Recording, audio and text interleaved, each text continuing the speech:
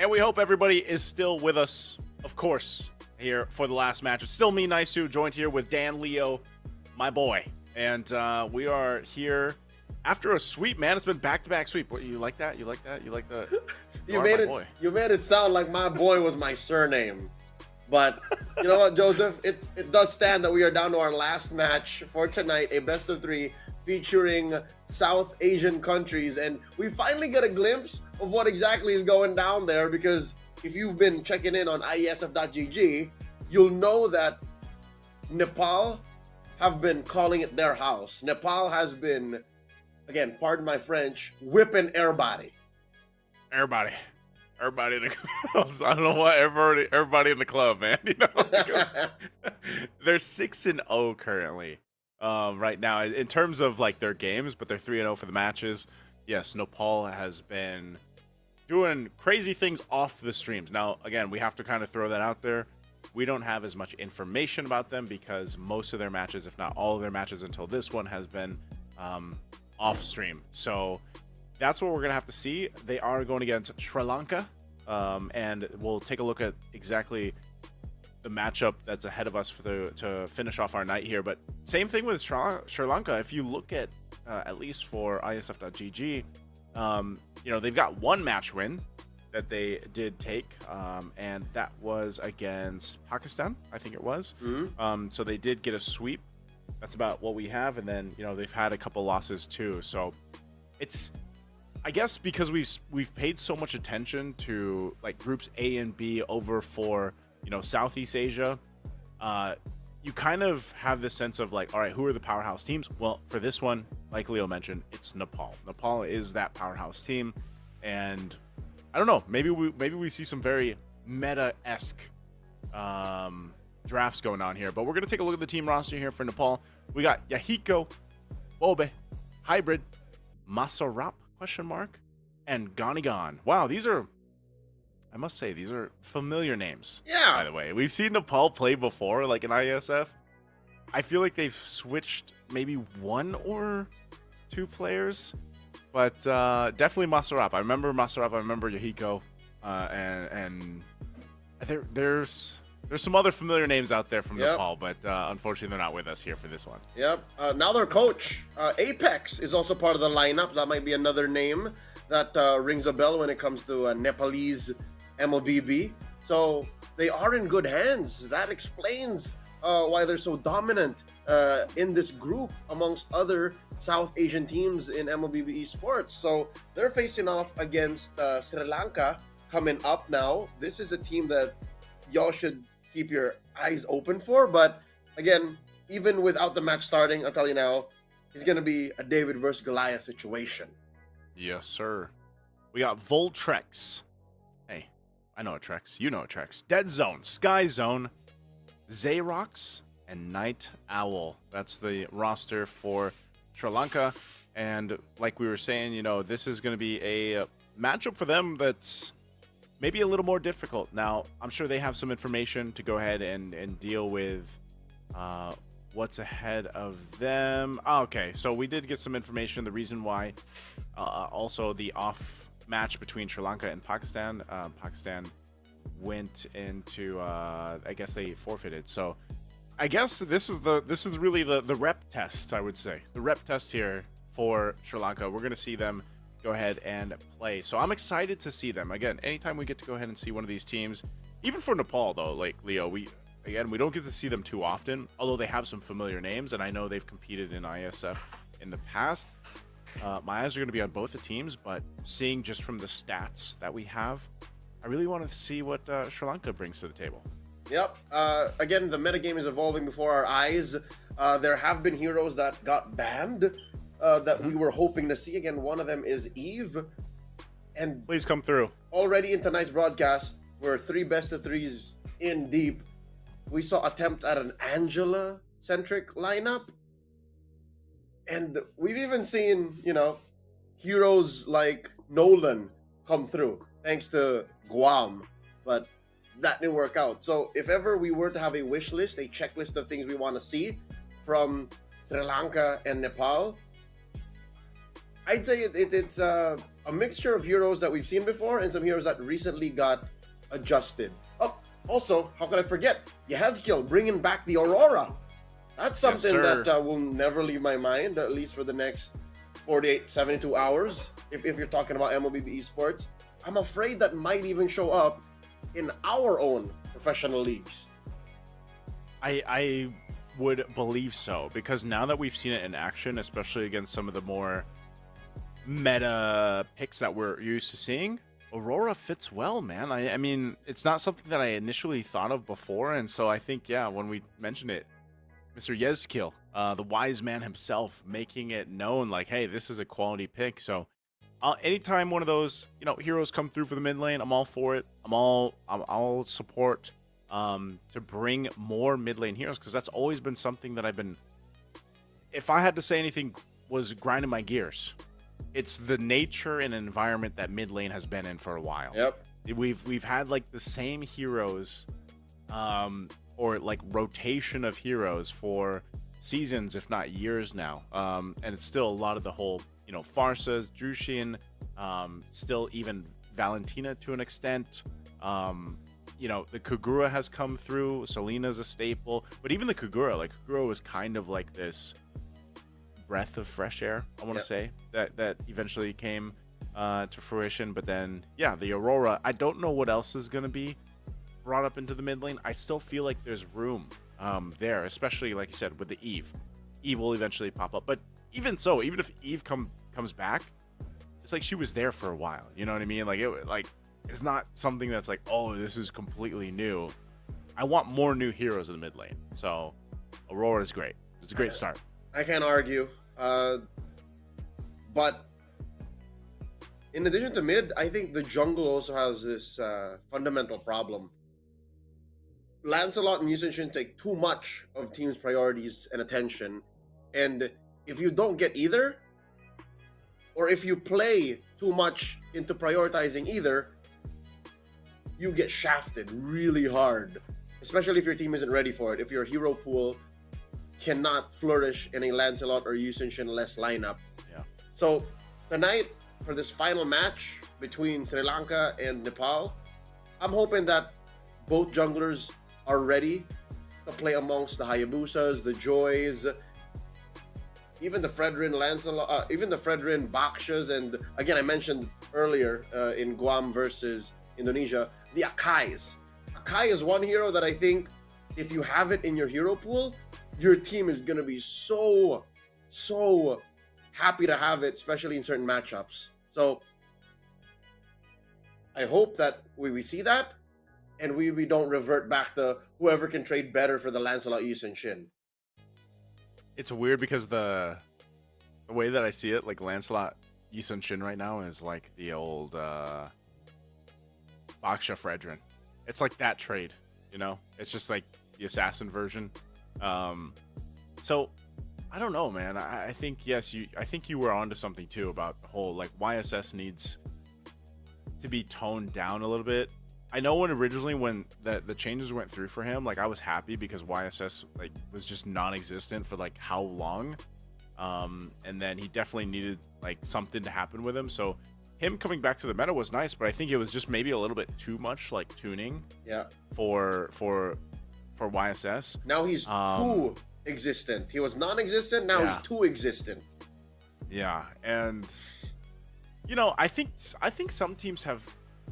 I'm trying to think, like some teams have figured out how to deal with the YSS, but it's almost like it's just too much of an advantage. A jungler who provides you some of that vision, and if it's especially paired up with another hero that provides that vision for you, so you can kind of counter play into that or work together as a synergy. But then, like you said, that little bit of a stun with the board when he uses the Mountain Shocker, that's just, it seems like a little bit too much because we're already in a very crowd control centric meta, and then you add that, like that, you notice that's why we're seeing so many dives under turrets, man. Yeah, maybe the one thing we're looking for that might change the tempo of competition, specifically here now, I don't know if they have it in them, a Diggy. If somebody can, puff up a Diggy, especially against a draft that is so crowd control centric, Yeah. then that draft can turn the tides. That draft can steal a game from out of nowhere. So I'm looking at a Diggy red 4, red 5, blue 4-5. Like if he can swing it that way, maybe Sri Lanka or Nepal can bring that out.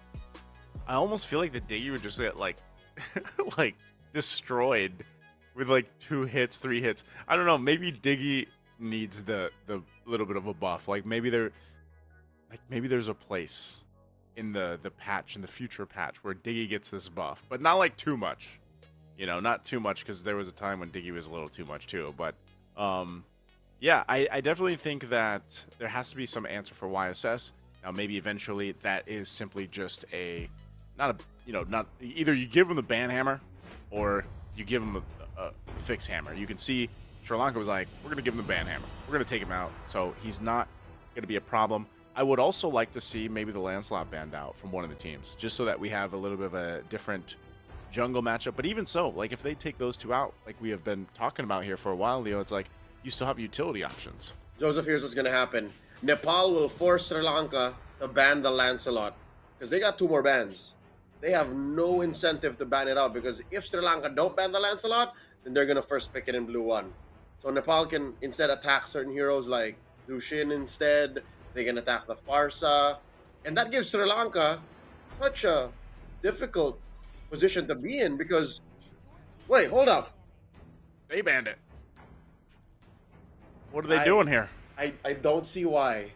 Because if you don't ban the Lancelot, you're forcing Sri Lanka... Yeah, you're reading into Sri Lanka. You're forcing them to go, you ban the 1-1, you ban the Lancelot, and then we have an open blue.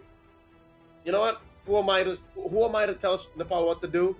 I'm just a dude in my house screaming at a screen, talking about teenagers playing a mobile game for the pride of their country. That's all this is.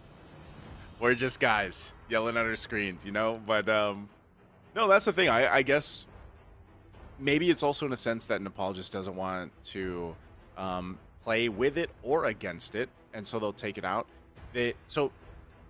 I honestly, maybe this is the time we also get to see like a Hayabusa come through, because we haven't, or maybe like you mentioned, even a Lucas jungle, or something different, because the box should be taken out, unless they're just going for a Fredrin play. But I don't know, man. The Jushin comes through with the last ban of the first phase from Nepal, Sri Lanka. Where do they go here? Wanwan's still open. Yeah, like if that actually slipped through, that's gonna be crazy. I don't know, man. Is exactly what I'm thinking. Because if they did not ban the Lancelot here, they could have ensured that all the more the 1-1 would be open. And by doing this, they allow for the 1-1 Farsa trade to happen. The 1-1 isn't even that clear. Nepal is risking the 1-1 into the Farsa, but again, who are we to say? They have owned Group B even without us looking, so maybe they get away with these kinds of drafts, these kinds of maneuvers in the initial phase of the game, and go unpunished. You know, they could have just been drafting this way with impunity, for all we know. Yeah, always with teams like this too, you gotta take in consideration like what is comfort to them, what have they played, you know, together as the team as well to work through. So we'll find out if it's gonna be that 1-1. Farce is still open, and there's so much good priority here. Depending on how this draft. So that is CC. Was that CC? Yep. So they could now answer with a 1-1 Farsa. Mm-hmm. This is the first. This is the first game of MLBB I've seen in the past week where 1-1 wasn't banned. Actually, yeah.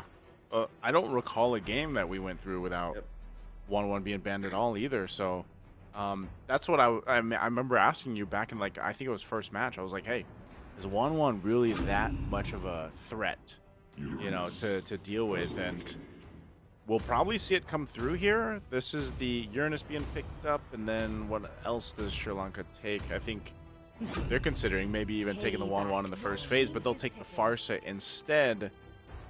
And so for Nepal, we'll see what they end up doing. It's not the poison, it's the antidote they go for. And they bring back a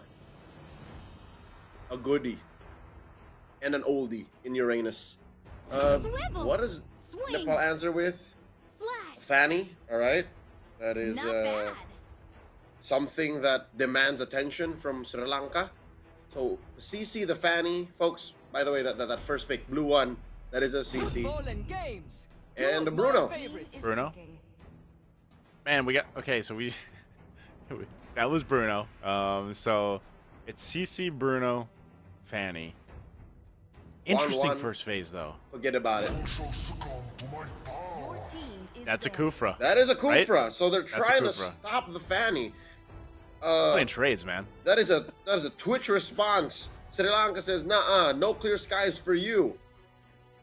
That's a great answer though, because earlier when we saw the Fanny, we were like, you know, there's only certain heroes that will really deal well against the Fanny and putting the pressure there. So the Kufra is one of those most popular. I would say it's one of the most popular picks. Either that or maybe the Cho. I think it would probably be one of the other ones. So Ganakancha being banned. Nepal, considering that you already have the mid, you've got the Uranus in the XP lane, and then you've got the Kufra. Nepal taking away jungle options. I could have sworn they were going to attack the gold lane.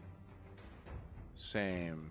Like I would be so surprised, man, if Wanwan still slips through. That is. Got him lined up and might say, is that 1-1? That's the No. Moskov. So that's the Moskov ban, No. the last one. No, that is not. Well, that is not 1-1. 1-1.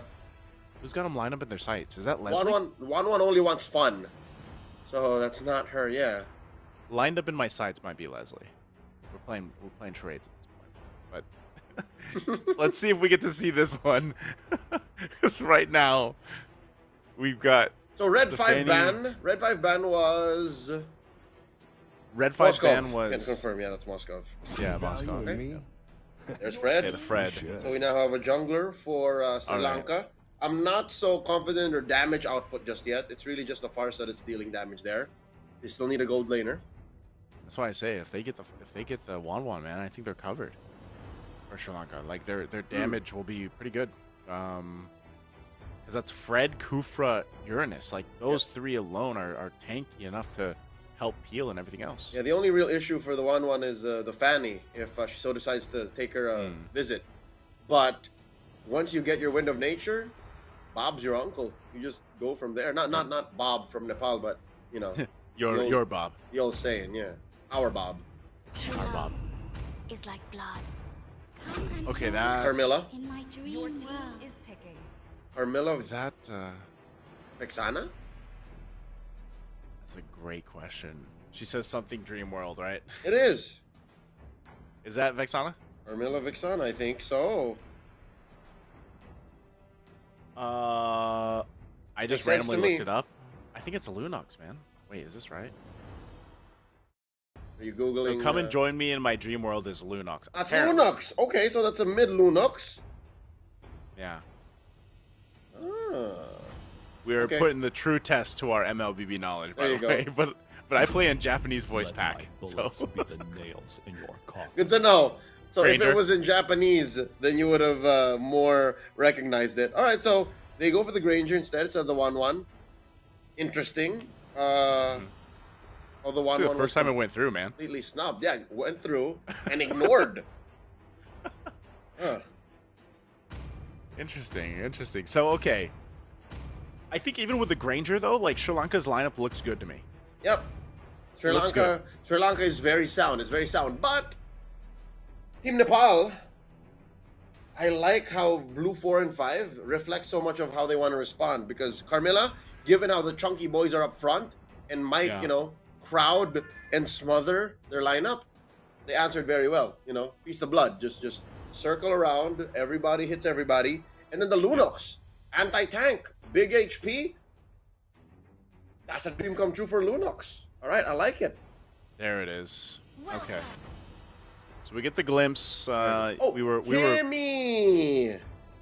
Kimmy was that band. Kimmy Oh, band. Okay, Kimmy was a band. All right. So yeah, I was thinking it was Leslie or something else, but okay. So we were pretty close, but that's our theories. You guys can let us know as well in the chat what you think. as we get a good glimpse of the junglers. Of course, it's going to be a Fredrin versus a Fanny matchup here. It's this best of 3 between Nepal and Sri Lanka. And 2 interesting drafts. I mean, this is kind of what I expected, to be honest, going into this. But I am going to be interested because I've been playing a whole lot of Carmilla, man. I'll be real, you know, as someone who loves to play roam right now, especially on solo queue, I've been really enjoying Carmilla. And I think here you can see running with the tank emblem, Concussive Blast has a little bit of that firmness to go ahead and be a little bit more tanky. I think this will work really well with the lineup that they have, and especially when the team fights break out. Also note how Yahiko is playing with... Oh, wait. Ooh. Masarap. Already very low. Yahiko. Yep, not gonna force it. Is rocking a fighter emblem. So he wants to play a little bit more of a sustainable Fanny, which makes sense because look at the rest of the lineup. There's only really one tank. There's only really one frontliner that can peel, and that's Masarap on the Carmilla. Everyone else kind of have their own kind of sustain. So I get where Yahiko's going with this. Yeah, I think part of the, I mean, how often do we also see Fanny's roll with Impure Rage? I mean, is that... We see it sometimes, I guess. Like, I know we've seen some different variations of the Fanny roll with different emblem sets, but yeah, this is most likely just to go ahead and deal with that that tankiness that Sri Lanka has, because they're gonna have to work through that. And earlier on, you saw Dead Zone had to pop the Revitalize, so there's a whole lot of focus up here on the top side, though. Hybrid's gonna spot him out. 3 dudes from Sri Lanka are gonna be spotted out. They'll back off. The turtle is up. So you can see Masarap is in position, given the information. Doesn't have the Curse of Blood yet, though. I'm not sure if this is going to be much of a fight, but the curtain call is there for Hybrid. Now, jumping on in. Here comes the cables, too, but Sky Zone will get the turtle. The fight's going to be forced anyway. Night Owl will go in. Gets raged. There's a feathered airstrike, though. Flickers on back. Yahiko has to go back. They have enough damage to go in and burst on through, but Dead Zone, tanky as ever. Now, gonna go ahead and get yo-yo'd down. Hybrid. Oh, Hybrid's gonna get stunned. A great play from Xyrox. That is Xyrox's passive kicking in. Curse of Crow stops Hybrid dead in his tracks. Impressive work, though. Again, that turtle could have gotten stolen by Yahiko if not for Night Owl's surgical precision, putting himself right between that major objective and the opposing jungler. I think that is one highlight that Sri Lanka can, you know, jot down, make part of their pros currently in this 3-minute match. They have a good Kufra in their hands. So I'd like to see how else they translate and how they use that tool, because the other half of the map is essentially answered for. Like, you could be definitely much, much worse off in the other half of the map, but in the gold lane, though, how is that situation looking like? How is Gonny going up against Black Cat? Is he having any luck, any good luck against his Granger? It's like it's just kind of one of those dead lanes right now, but you can see Night Owl charging up, flickers on forward, hits the ultimate under the turret, will take a couple shots with the turret himself. Masarap's a little bit too late to this one, dropping the Curse of Blood, and I don't think Yahiko's going to go ahead and follow up. Shows the cables, but doesn't want to commit just yet. Maybe just trying to buy some time for Bob. But I think they're just too late, man. What a play. This is what the Kufra does so well. You know, if he's able to go ahead and jump on in, I know he had to expend the flicker, but if it's a play under the turret and it gives you that advantage to Black Cat, go for it. Impressive work. Again, there was nothing much to do in the top half of the map. Nepal played that pretty well. Still has it on lock, especially since Hybrid is about to build up. But wait. Oh, Dead Zone. What's he doing? Dead Zone. Be in the Dead Zone right now. Sri Lanka gets control of the turtle. I'm not sure if there's going to be any contest. It looks like that's not going to be the case. They forced Yahiko to use the retribution. Very smart. Again, Sri Lanka is approaching the top dog of Nepal with such bravado, such confidence that I'm convinced that they might not be able to sweep this. Nepal might not even win. Sri Lanka putting up quite the effort. That's the second turtle going over to Sri Lanka this time. The bottom half of the map is looking good for them. Yeah, this is control they have. Night Owl's going to jump on in. Goes in with a rage. Donnigon's going to be fine because the rest of the team is here. So Night Owl taking a couple too many shots. Little cleanup there. Yahiko will go in, cable on through. So a kill now in the hands of Nepal, but I don't know if 9Owl just didn't, have the information that multiple members from Nepal were rotating down because, he jumped in, but still, Black Cat has Sky Zone around the corner, so it doesn't seem like they have this information either. Sky Zone jumps in, gets the energy eruption off too, all the setup.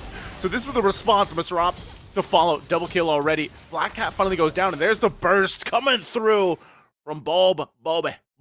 Dear God, Bob has just built his Sky Piercer, so that's immediately 2 stacks on it. I could have sworn I was gonna say, oh wow, Night Owl's sacrifice and good plays were almost undone, but they took down Gonigon. But just as quickly, Bob puts up his team 1,000 gold up. Check it out, Joseph. Hold up, where did the... Oh, it was Black Cat who built the Sky Piercer. Yeah. I thought it was Bob. Okay, you know what?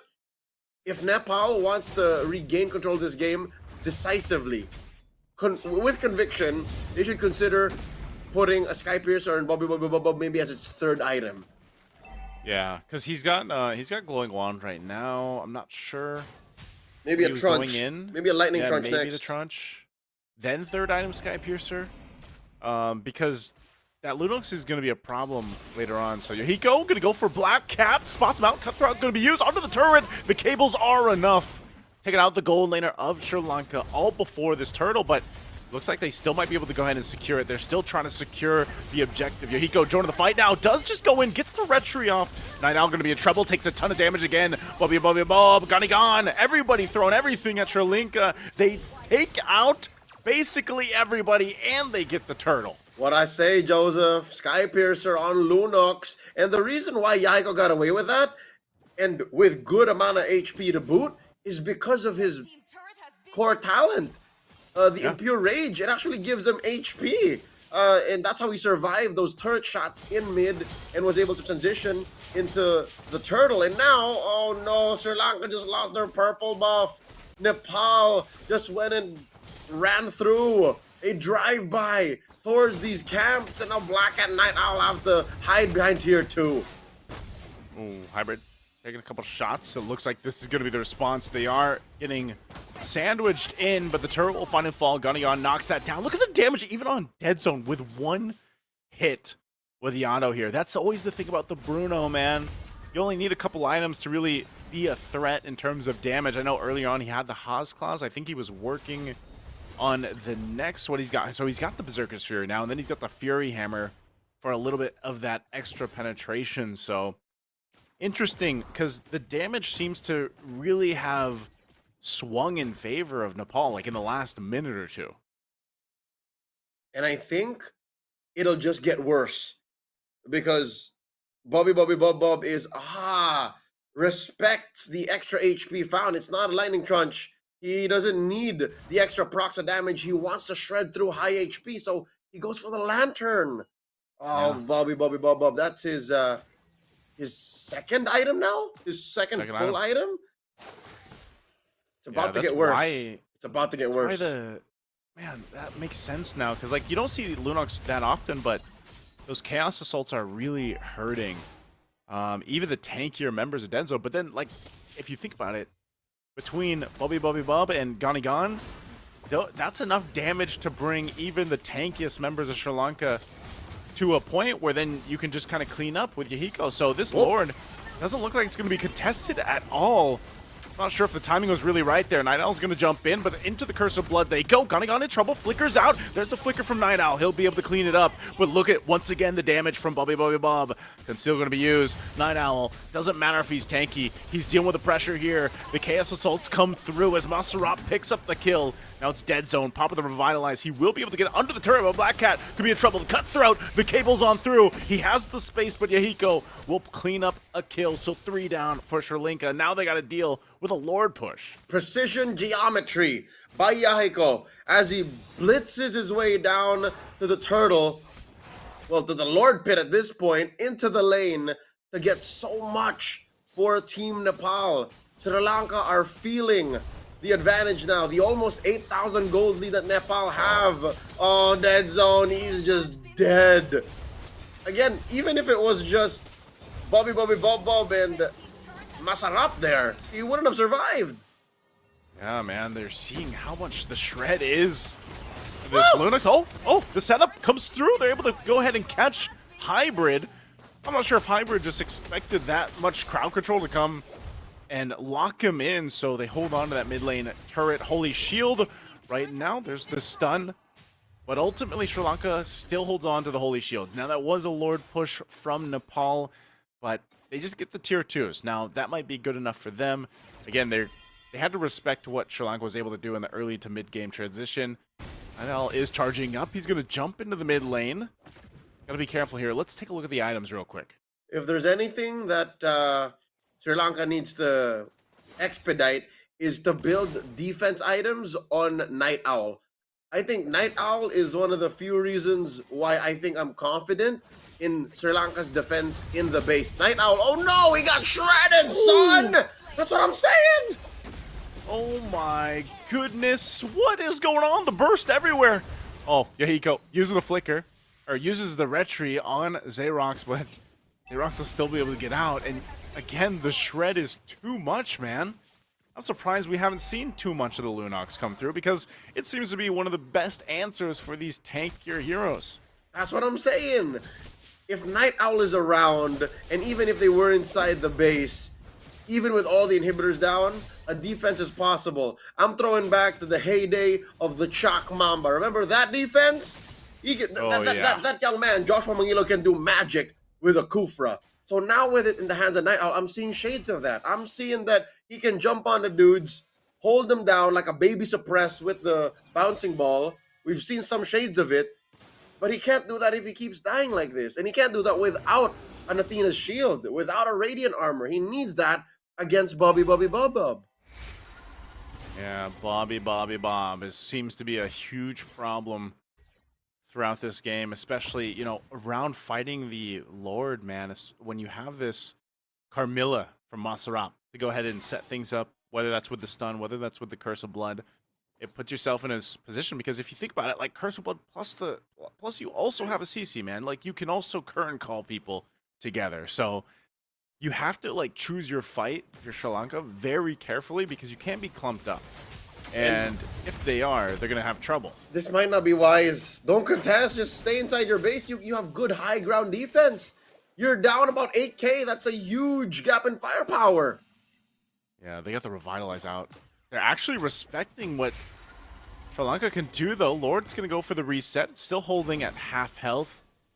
Night Owl's going to be spotted out with the Lord there, though, too. So they're playing with this advantage. They know they got Revitalized down from Dead Zone, so that's at least something. Oh, Dead Zone just kind of jumping on in, seeing what he can start. Joseph, look at Hybrid. Look at Hybrid. This is a light angle. Oh, he wants to go in.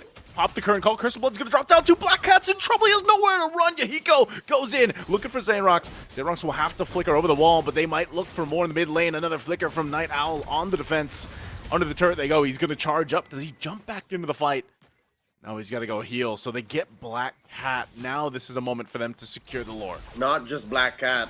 They got a handful of flickers, literally all of them forced to be used defensively. And now Sri Lanka are deep underground. I'd say they're 4 feet underground, 6 feet when they're dead. Right now it's 4 feet underground. And just because they thought they could pick the fight. Again, at the very start I said, just play defensively. You cannot contest. I think the reason why Nepal did that is, number one, to bait them out, which Sri Lanka fell for. And number two, Team Sri Lanka, they did not have eyes on Bobby Bob. So they figured that we flushed out all the nearby bushes, we can push forth. But what's scary is Bobby Bob has flicker still. He can Ruby BB. Yeah, he can Ruby DD into this base or whatever he wants. Oh! Yahiko able to dodge the rage. There's the Curse of Blood, able to find 2 as Xerox goes down. Black Cat gonna be in trouble too. Oh! Under the base he goes. Yahiko will clean it up. Lord's still gonna be up a little bit longer, but they're just gonna go ahead and focus down the base. Revitalize, trying to clear out the waves, but that enhanced wave already pushing in. You can see Night Owl quite low. Bobby Bob, unstoppable. Gon will get 1 too, and they'll just wipe him out, and they'll take game 1 for Nepal. 15 minutes. Nepal proves to still be the dominant force in their group here, playing for South Asia. And we saw some remnants of it. Again, he didn't have to flex on us. He didn't have to bedazzle us with Ruby BB. But he got the opposite version of it, wherein he used darkness first, flickered, and then lightened so that he survived the tower shots, or at least diverted the aggro. Shaky start for Nepal. Could have sworn Sri Lanka was going to get there, but I think somewhere down mid-game, Sri Lanka changed their priorities. I think Sri Lanka bit off more than they could chew. Yeah, it's I was trying to figure out too, like, where did it was starting here where things really started to sway in the favor of Nepal, and it was this turtle fight where they get a wipeout, you know, at the 7-minute mark. And with this wipeout, and then from getting these objectives, they were able to go ahead and continue to put pressure on the map, take resources, take buffs, and there was no answer for this Lunox. Like, I think that was one of the biggest things, because even if you committed a lot to it, like, she still had the brilliance, she's still able to go ahead and survive, she still had the flicker. I mean, half the time, Bobby Bob, he didn't even have to burn the flicker. Like, that was the thing, and he was able to just kind of pump out the damage. So I think that was one of the biggest things, is even itemization wise, like that Athena shield too was a little bit too late. Maybe they should have gotten some more magic resist early on, but even so, I understand like the idea for Sri Lanka to be like, do we build more defense physical or defense magic? Because even having a Fanny and a Bruno across from you, that's a lot of damage to deal with. So it was kind of overloaded at that point. They were forced to make tough decisions, and neither was the right call. So, you know, better luck next time, which is literally the game after this. Luckily, it's not over just yet. There is a chance, but I like that Sri Lanka showed some grit. They showed us that they had a clear plan, and a huge chunk of it was off the back of Night Owl.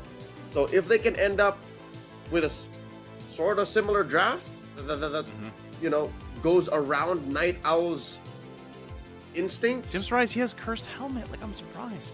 You didn't have to do that. You know what I mean? Like, he didn't need it. Some of his instincts are in the right place. Mechanics on point. But fundamentally, there were better things to do. So, number one, use your gold better, I think. I don't think he even needed the molten core. The molten essence, Molten essence, did he? Because I get it. I get the molten essence is number one. There is defense shred. By being around targets, you soften them up. But look at Nepal. They're not even as tough to begin with. And look at their damage profile. They have burst. It's more burst than DPS.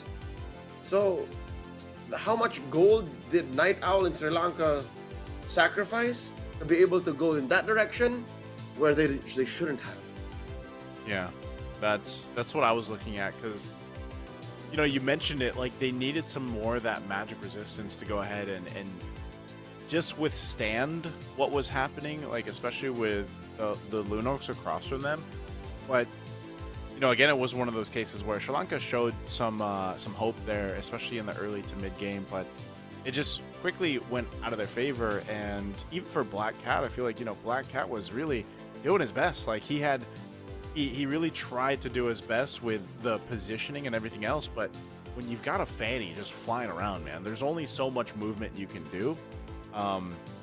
And if your battle spell, for example, was burnt, or I don't even know if he had really much of a chance to get to a win in nature, it's just like, you can only do so much, you know, especially with a Fanny swinging around. So I think it was just a lot of those answers or the questions here on maybe how to utilize the gold better, how to be a little more efficient with it, because they were doing pretty good. Like, there was a moment there where it's like Sri Lanka was in, I would say, control for a very momentary, momentarily they had some control. Not necessarily in control, but they were making plays. They were positively affecting their own game plan, which is when they looked best. So if they can draft, again, something similar that allows them to do that, and make the right decisions along the way to push it forward, then maybe we'll see at least a more competitive game, and maybe force Nepal into a game 3. But, you know, we'll take it one step at a time. we'll take it there. But before we do get there, we're going to have to take a short break for our players to go ahead and reset, get readjusted, and of course, get ready for game 2. So once again, I'm Naisu. This is the Leo. We'll be back with you guys after the short break.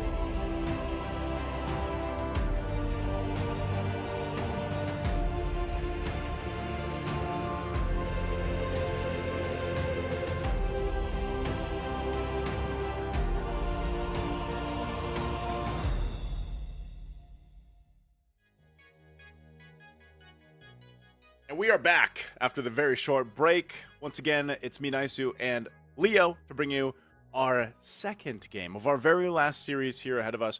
Maybe we get 3 games. I'm going to throw it out there. There's a chance if Sri Lanka can go ahead and recuperate after what Nepal did in game 1. I don't know, Leo. Is it possible? What is the answer here for Sri Lanka? Because I feel like Sri Lanka had the idea, like it was there, but it slipped out of their hands, man.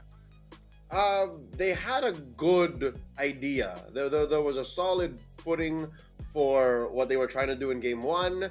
They had a game plan, and I think that's one step in the right direction. You know, don't play to your opponent's traps. Like, don't let them dictate what you can and can't do in the land of Dawn, because already I think it's no secret, Nepal is owning the region. Nepal is South Asia when you're talking about their qualifiers for this year's World Esports IESF MLBB Esports Men, right?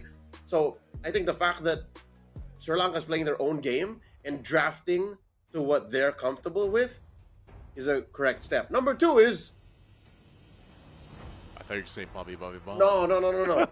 I want to focus more on them, because you can't touch Nepal. Nepal has proven to be quite the force, even when you bring them into, you know, the world stage. Like in the wild card, some of these names have shown up and have, you know, garnered the love and respect of so many MLBB fans around the world.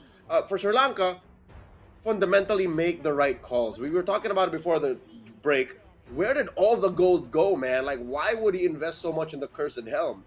I might be wrong here. I might not know the math exactly, the interaction, the dynamics of that decision, but I think it could have been better spent. You know, like, you should have built an Athena shield or a Radiant armor much sooner.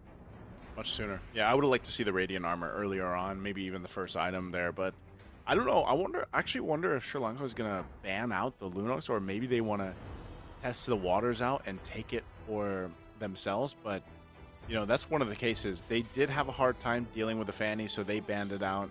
There goes the Jushin. So Nepal pretty much sticking with their bans here for game number 2. I think we see a very similar game plan. Like, they could actually, depending if they wanted to, they could just go with a CC first pick again, like they did in the previous one. So this is up to Sri Lanka and how they want to play this, because I think even the pattern of the draft maybe could be different for them here for Sri Lanka, because everybody slept on 1-1 too. Not that the 1-1 would have been better in that situation. Like, I think, again, Black Cat did a really good job on the Granger. But now that you took out the Fanny, this would be a really good time to take 1-1. This is a good, actually, adjustment, though. They do take out the CC here. Okay. Yeah, I concur, Joseph. The fact that the Granger was picked and prioritized instead of the 1-1 wouldn't have made it better. It would have been different, but it wouldn't have made it better. So now this does allow for the Baksha, if I'm not mistaken, and the Eve. Those were the two other bans that Sri Lanka focused on. And Nepal jumps the gun. All right, you leave open the Baksha, we're taking it. Blue 1. Do they take the 1-1? That's the question for Sri Lanka. They might even be better off waiting a little bit, but I'd like to see them take... I could see them taking a Farsa again. I think it was just a little bit difficult for Xerox there in the previous game. Like I said, the Fanny really played well from Nepal for Yahiko. So this time around, you have a couple options. Maybe the Farsa, maybe we have to see the Eve come to play, but also with that, there it is. Actually, finally, at least today we get to see it, man. This is a better pick instead of the Farsa, because the Eve actually ain't going nowhere even if the Baksha jumps onto you. The Akai, though, this is something I've been alluding to all night long, is if a team can pull out an Akai to answer an opponent's draft, then this might be the kryptonite you're looking for to break their battle lines. Although Nepal commits to an Arlot early on, even without taking care of its natural predator, the Phoveus. So I wonder if this is going into the hands of Hybrid, and consequences be damned. He's just going to play it like how it was played the other night, into a Phoveus, and they didn't even care. Like, it went unpunished. I mean, we just saw the... Oh, okay, so this... They take the Hayabusa, so this is then... Yeah, this is going to be a Roam Baksha, Jungle Hayabusa, and then the XP Arlot. I almost wonder if they could have just waited. Like, left with the flex there for a little bit, but maybe they just didn't want to risk the Hayabusa being banned out for the second phase there. So very upfront and honest from Nepal. This leaves them left with a, what are they going to put in the mid lane? What are they going to put in the gold lane? So for Sri Lanka, I almost expect them to eventually ban out the Farsa too, but we got to see what this next pick is theirs is going to be. because they already have, like, do they want to go ahead and secure themselves? Yeah, last chance to get the Phoveus. I like how it interacts with the there's- Akai too. There it is. Because you wouldn't just suddenly pick the Akai out of nowhere without abusing the potential for the easy procs of the demonic, the Infernal Pursuit. Infernal Pursuit. Yeah. Yep, so they lock it in and naturally run it. Well, I assume they will run it straight into the Arlot in the EXP lane. Going into the bans, as you mentioned, Joseph, get rid of the Farsa. Make Team Nepal work for that range. Makes me wonder too, like, if it's the Farsa, then what do we potentially see here? Because we've seen teams prioritize to ban Selena. Kimmy was the other hero on my mind too. Yep. Because this would work really well. I mean, the amount of crowd control that a traction pulse with a final slash and all that stuff would work. So, but on the other side, Nepal wants to go ahead and focus down on the gold lane options because you don't have a gold laner yet for Sri Lanka. They already did. They did play the Granger, so I think if you really wanted to put them on the test, like, ban out at least the Granger, and then maybe the 1-1, either one of the two. Or I would actually just really like to see Sri Lanka play the 1-1 and then the Eve, so you get two of the heroes that we've been looking for throughout the past couple days actually get a chance to be played. They can only do that, Joseph, if the coast is clear from the Farsa. And they're confident that whatever goes into the gold is something that Black Cat can fight into. So, Nepal is banning out the Moskov. Okay, another hero that can proc the Infernal Pursuit for free. Easy. But now we're going to find out which direction they're going for in gold. There it is, Makes the Farsa. sense. So, I think they are telegraphing the 1-1. I must say, Mr. Leo, we are doing a pretty good job here on our theories for the drafts. I know you even talked about the Akai earlier, so it's going to be fun to see that in action. This is a really good first phase for Sri Lanka here, and I really want to know how they're going to build this out. Is this a 1-1 ban from Nepal, or do they let this go through? Because it's either 1-1 or Granger that Black Cat's probably going to end up playing with this. Because you also get to go ahead and play into the, I want to say it's like somewhat of a safety of the real world manipulation. Now that you have an Eve there, it can help you in some of those instances where you're trying to move around that. So, wow, they'll take out a Rome. They'll take out the Matilda. So that is not available. So what do they? I wonder what they're going to put in the Rome then. Either Rome or gold here for Sri Lanka. Yeah, it's a little too much if Sri Lanka got away with both the Matilda and the 1-1. So Nepal just made their choice and said, yeah, just give them the 1-1. We can run the Granger into it. And actually, here's the thing. The Granger also interacts very well into this dynamic because it's one range tool that can actually reach the Eve. Because they already got rid of the Farsa. So, quite the conundrum, the paradox, the labyrinth that we have here. Now, Sri Lanka don't want to make that decision just yet. So they pick up the Jawhead. That's their Rome, clearly. And now it's down to Nepal. Does Nepal pick the 1-1 or the Granger for gold? And here's the thing. They don't even have to. They have so many other choices. They can, like, Claude if they want to reach the back line. And also just with also keeping in mind the fighting into the real world manipulation. But I think even the Arlot like kind of helps that because it's like, all right, if you are fighting around the objective and the real world manipulation's there, the Arlot provides you that option of, kind of sweeping people out of it if they can. Oh, but for the most part, you're going to see the Arlot starting the fights. That's really what we've seen, the Flicker final slash combo. So there's the Granger like we expected. And the Lilia, she got a very small change, right? It was like more spell vamp. Yep, she I did. was looking at your graphic. It was spell vamp, right? Like did. on her glooms. It's a teensy-weensy buff for a second skill, yeah, but you'll take what you can, right? This is just another hero that can take care of itself, much like an Aurora, but in a more proactive manner instead of just having an extra life built in. So the Lilia here, I'd reckon, will be building Purifier Flicker, and then using the high uptime to be able to threaten the Eve in lane. So now Sri Lanka, I don't think the coast is clear for a 1-1. It's very risky still to run a 1-1 into this lineup. I still think they're better off with a Claude or something. Oh! It's been a while, man. It's been a while since we've seen the Nathan. A while is relative, Joseph, because Nathan is a time traveler. So That's true. To him, That's it could have true. been just 1 second that he was out of the meta, and then now he's here. Sri Lanka, putting into the hands of Black Cat. I would not have expected this. Me neither. Again, no one mentioned This it. is, so I need a refresher. Aren't they lacking a lot of physical damage though? Like Yes. Nathan does like is it hybrid? No, technically. it's Or is it magic. magic. He's dealing, It's pure magic, right? as the kids say, a butt ton of magic. Okay, so So- this lineup does a butt ton of magic. The only real physical is coming, like, respectable amount of physical is coming from the Phobius, I'd reckon, because the Jawhead has to build physical defense. Like, I don't, that's a lot of, again, that's a lot of money that you're throwing at a Blade of Heptases or like a random Fury Hammer if you want to do that.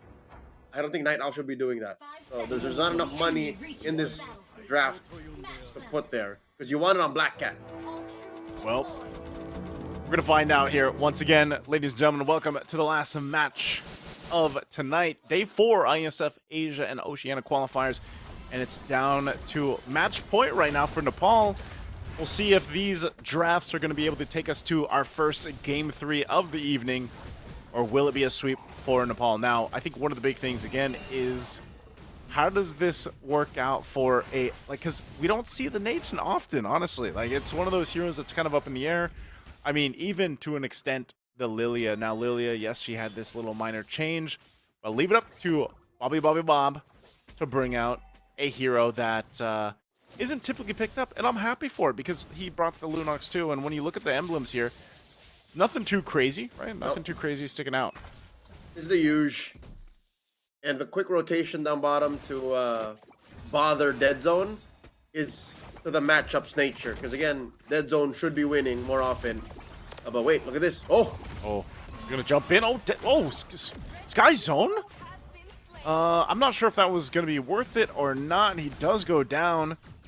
So a bit of a trade, I guess. You know, both junglers just being taken out of the picture there. I think it was more beneficial to Sri Lanka and Sky Zone, given that he reached level 4 while Yaiko has to work for the EXP. Again, you don't get EXP posthumously.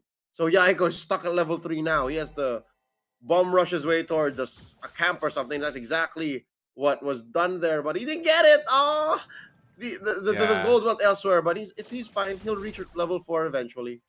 Yeah, he's got the level 4, so this is gonna make for an interesting first turtle take. Sri Lanka should have the advantage, I say. I mean, especially if Xerox can get that level 4, that he does. So they've got the real world manipulation to go ahead and set up now this for Yahiko. He's only going to have the orange buff to work with. But again, this is up to Sri Lanka to start. He is going to focus on his purple for now for Sky Zone, and then they'll rotate for this. So everybody getting ready. All the level 4s are available. You could see even Ganigan rotated down towards that mid lane to get some of that extra gold. And they're going to go ahead and set things up here. Night Owl just gets it in the nick of time, right before anyone engages with the turtle. This is a late rotation for Black Cat, but he should be able to make it given the momentum or move speed given by the river. Turtle now at about half health. Sky Zone is holding on to his heavy spin. Oh, look at this engage. Yep, they're going to force the fight anyway. Maserap popping the ultimate here. He still has the Revitalize. He finally is going to use it himself. Gets locked out with heavy spin, so Maserap is gone. And now Night Owl should be able to get out, but look at this. Split up, Ganigan trying to distract them. Sky Zone will get the turtle. I think they're just going to disengage. They just don't have enough damage right now. This is what you get when you put an Akai in the jungle. When more than half of your pieces line up, and you have the heavy spin, that just makes up for all of the possible room for error. It just denies your opponent the space, and whether it be because of the heavy spin, I think Nepal was just in a bad place to begin with anyways. Number one, Ganigan went for the half rotation, like he wasn't so sure, but now wait, the post-turtle take! Oh, they're going to force the fight anyway. A flicker for Night Owl. Now Night Owl still 1 HP, will actually survive. A great flicker to stay alive because, again, could have gone way worse, but you see what's happening now. Nepal will go ahead and rotate towards the bottom side of the map. Final Slash going to be used, but I don't think you're going to be able to kill Dead Zone, so Hybrid maybe just checking things out with that one. That turn came in a little too late, and in the wrong spot too. They had to go for a full rotation to the opposite lane to make that call. I think Nepal have a lot of catching up to do. Interesting decision by Gonigan. Joseph, is that right? His first fully built item is the Sky Piercer. I don't think you're making enough money in the early game to build more than just that. Yeah, I think that's about it. Again, the final slash used, but Dead Zone will be fine.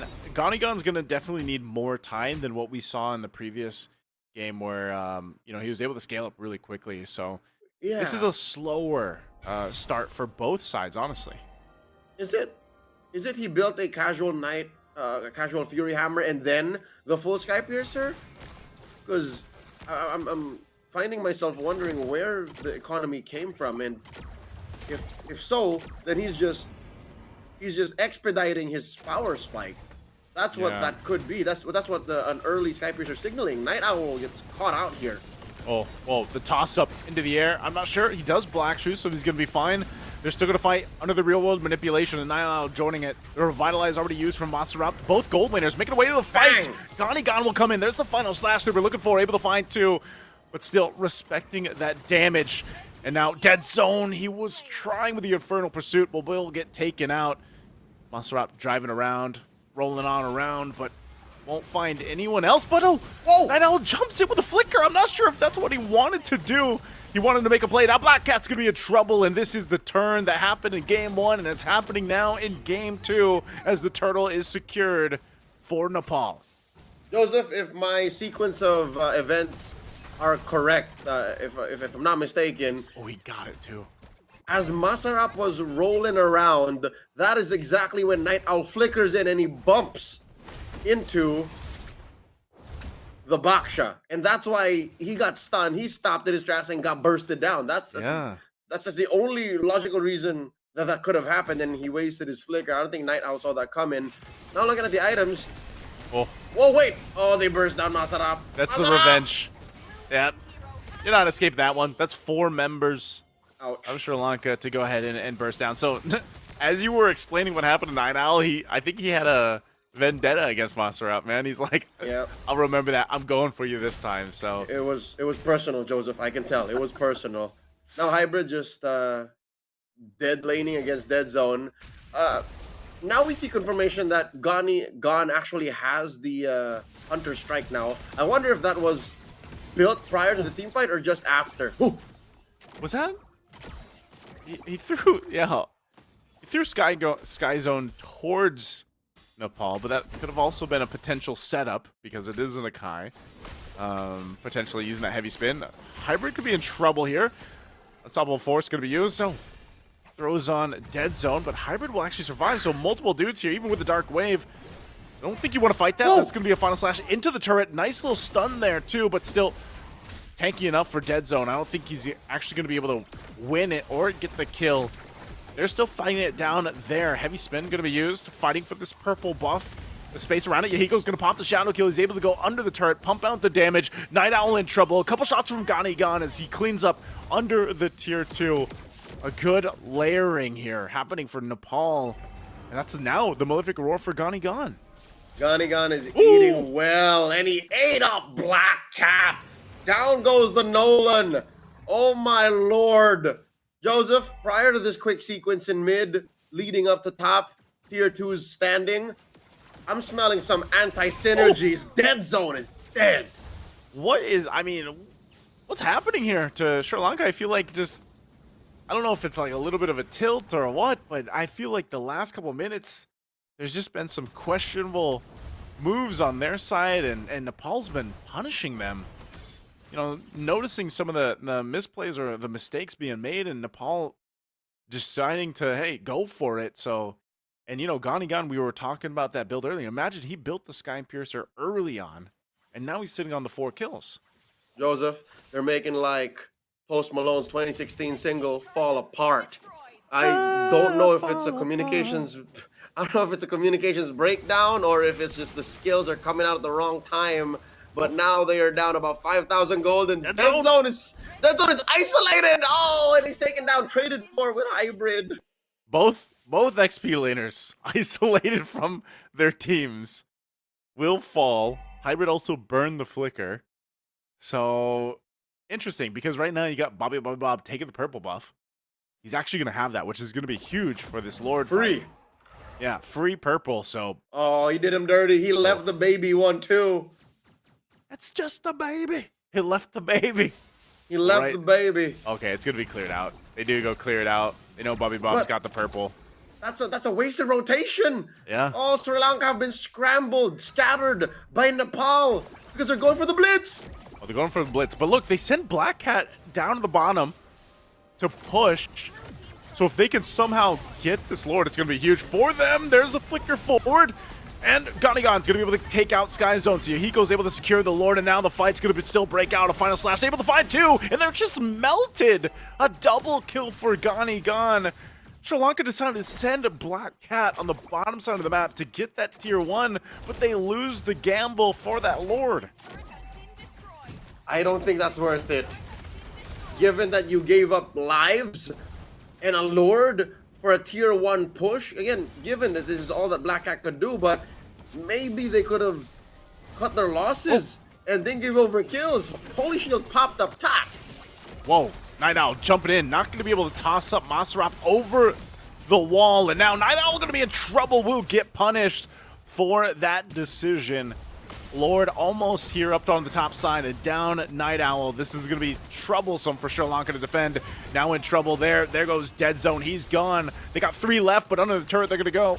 Still, Yahiko waiting to go ahead and pop that shadow kill if he has to. A couple Rhapsody shots to the face for Sky Zone as he heavy spins around trying to buy some time, but he'll get melted too, and it looks like Nepal is looking to close it out. A final slash, able to clean up Black Cat, and now, even with the shadow kill into the fountain, they're just going to throw everyone there, and they're like, guys, just locked down on the base, but they hold on as much as they can. It's a triple, a maniac for Ganigan, and Nepal will sweep the series. There's only so much you can do when there is a clear and huge gap in your golden firepower that even when you think you could have wiped out your opponents, the fact that they're core, the one hero that you needed to take down to ensure that this defense was going to be successful, Ganigan stayed up, spelt it for Nepal. That's a sweep by the, I guess now for sure, leader out of South Asia. Nepal still undefeated. Yep. Very strong showcase here, and I think this is kind of, I know we didn't have that much information, at least from their offline matches, but knowing that this is Nepal and this is how their play style is still relatively the same, even if there might be 1 or 2 different names here than what we've seen in the past. These guys like to go ahead and battle it out, and they will punish mistakes, and they'll make plays if they have to. So definitely still looks like a, very true to their play style and the region for Nepal. Yeah. Compared to game 1, I think Sri Lanka overthought this. They went full-on Jimmy Neutron brain blast on this, and they may have overshot. First up, they bring a non-meta hero into the fold. That's the Nathan, and then they try to get fancy with it by picking the Akai early and then building the synergies with the Phoveus and the Jawhead. And I think that it's that latter pick, the Jawhead, that I don't know, maybe they failed in the early game, so now they don't know what to do with it mid to late game. Yeah. It's yeah, this one was tough for Sri Lanka because I feel like, again, it was just, I don't know, it was some of the decisions that they made, and I think even for Night Owl, him on the Jawhead, and that's it's micro decisions too, like not just the major ones that led to the draft and the output, but yeah, it's like in game you're also wondering like what was the end game to this. Yeah, and I'm wondering too, like with Sky Zone, like is Guardian Helmet an item that you really want? Like, right, you know what I mean? Like at this point in the game, he also had the Molten Essence of the Dreadnought armor, but I just feel like he maybe would have been a little better off with something else instead of that Guardian Helm. So I think it came down to that again for Sri Lanka. Like some of the itemization choices probably could have been different, but overall, it was another kind of example of a team like Nepal who has competed. You know, they have competed. They have this experience. They have some veterancy there where you can clearly see it in the way that they play, the way that they draft. Like it starts there, but then the execution. You know, even for Bobby Bob, look at him, 1-0-17 and gone on. Like they both had fantastic games again, and were able to go ahead and capitalize on the picks that they brought to the table. Where it's like, in this sense, Yahiko, he dealt with a little pressure in his jungle, but ultimately he was like okay because he could rely on what, you know, basically his carries were capable of doing. Yeah, there was very little in terms of an actual threat to the cores of Nepal. Yeah. Because of how much Sri Lanka overshot the concept of what they were doing. Again, conceptually, individually, there was something there. Again, the kill box of the Eve, the synergy of the Akai with the Phoveus, even the burst of a Jawhead, and to, again, return stragglers into the kill box. These are legit things. But the way Sri Lanka executed on it and the moves they made to be able to get to this point all led to the sweep by Nepal. I wish Sri Lanka the best, and I hope that their MLBB scene grows, but only one team moves on forth from South Asia, and it's clear. It's going to be Nepal. Yeah, definitely. Again, when we saw the groups, you know, for a lot of people that have watched competitive MLBB or even the different iterations here for IESF's qualifiers for Asia and Oceania, there are clear nations and names that really stick out and people are familiar with. And when you look at a team like Nepal again, I think a lot of people, when they saw that group, it's like, all right, these guys are going to be very competitive, and you know they get the 4-0 now for their group. So I'm really interested to see, and I know we don't have all the games that are streamed, but I'm really interested to see once we start to get into, you know, the playoffs and everything, how they compete against some of the other teams that have dominated their groups. So hopefully they can continue to put some of these fun drafts to the test, because again, I'm all for these heroes, especially in the mid lane. It's so funny how I was talking about that leading into the series, Leo, and I was like, and then we got to see basically two kind of heroes you don't often see, you know, the Lunox and the Lilia. And they made it work. They won with it. But again, I'd hate to be a critic and I hate to nitpick, but they weren't stretched to their limit. Yeah. You know what I mean? There was, especially the Lilia, maybe the Lunox, maybe there was a little bit of sweat, maybe a little bit of effort put in by Bobby, but for the Lilia, I wish it went up against a lineup that really stretched what the hero was capable of. We didn't really find out how much that spell vamp buff affected it, because she was rarely in any real danger. 100% so. And ladies and gentlemen, that's going to conclude our day 4 here. We want to thank everybody joining us for the 3 matches that we had here for the IESF Asia and Oceania qualifiers. Once again, this is all for the nation's pride, the national team's prides, and everybody fighting it out for it. So it's been me, Naisu, and Leo to bring you the action for today. We'll be back here tomorrow for more games for day number 5. So until then, I hope you guys have a wonderful day or night wherever you are, and we'll see you guys tomorrow.